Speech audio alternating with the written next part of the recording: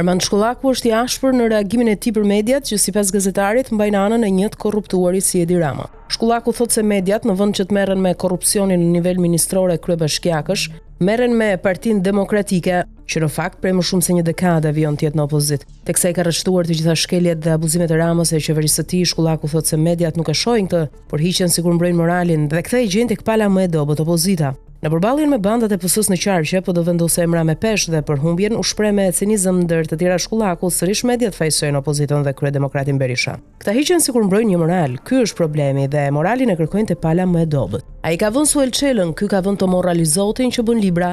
O Erti do mund troplinin në Durrës dhe prap thon ai e ka fajin, opozita e ka fajin. S'mund të fusësh moralin tek alternativa, ndërkohë që ky që ka përgjegjësi dhe ka lekët tona, ky thon është i Zoti, ky që i bëri Melonit këtë për uljen është bir. Opozita duhet ta ketë parasysh se me kë ka të bëjë.